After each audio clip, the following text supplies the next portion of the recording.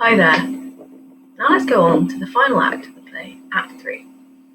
And let's do a summary of it. Starting with Eric's confession. The Burnings argue about Eric's drinking habits until Inspector Gould interrupts. Eric says he met Eva at the Palace bar when he was drunk.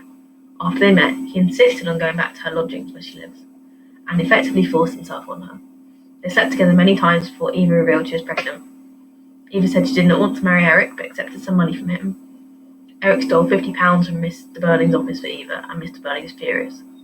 When Eva found out that Eric had stolen the money, she refused to accept any more and refused to see him. Let's look at Inspector Gould's messages. So Eric is furious at his mother for not helping his baby. Inspector Gould turns to each Burning in turn and summarises the role they played in Eva Smith's death. Before he leaves the stage, Inspector Gould gives a very important speech about the significance of individual lives. He tells the family they cannot undo what they did to Eva Smith, but he begs them to think about the way their actions and ideas impact other people in the future. There's a revelation. Once the inspector has left, the family fight over responsibility. Mr. Burning blames Eric, Sheila criticises her parents. The family start to think the Inspector Gould was not a real inspector. Gerald re-enters and confirms that Gould was not a real inspector. When the family recap the story to Gerald, he points out that Inspector Gould could have conned them by showing each person separate photographs. The reactions and then the cliffhanger ending. When the family learn that there hasn't been a suicide case in months, Gerald and Mr. and Mrs. Burning are delighted. Eric and Sheila, on the other hand, are upset and refuse to forget their actions. As Mr. Burning comments about how the younger generation think they know everything, the phone rings. He reveals that the police are on their way to discuss a girl who swallowed disinfectant and died on the way to the infirmary, which is a hospital. Then the curtain falls. Ooh. Wow, lots of things happen. So let's just recap those key events quickly. First, Eric tells his story about Eva Smith. Then, Inspector Gould gives a very important speech about the significance of individual lives.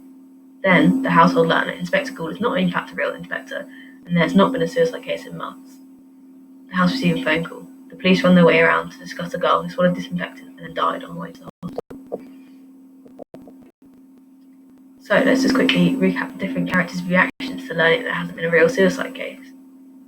Which two characters are upset and refuse to forget their actions? These are Sheila and Eric. But who's delighted? Well, it's everyone else left, isn't it?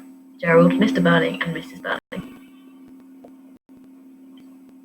Before he leaves the stage, Inspector Gould gives a very important speech about the significance of individual lives, telling the family they can't do what they did to Eva Smith, and they should think about their actions and the ways that their actions and ideas impact other people in the future. Let's just bring it all the way back to what Eric's confession is right at the beginning. He met Eva at the Palace bar when he was drunk. They slept together many times. He insisted on going back to her lodgings and effectively forced himself on her. She said she didn't want to marry him, and she got pregnant. And what happens, and what do we learn about in Act 3? Well, Eric reveals his connection to Eva Smith. Inspector Gould gives a very important speech about the significance of individual lives. The Burnings and Gerald find out that Inspector Gould is not a real inspector, and there have been no real suicide cases in months. And then the family receive a phone call saying that a real police officer is on his way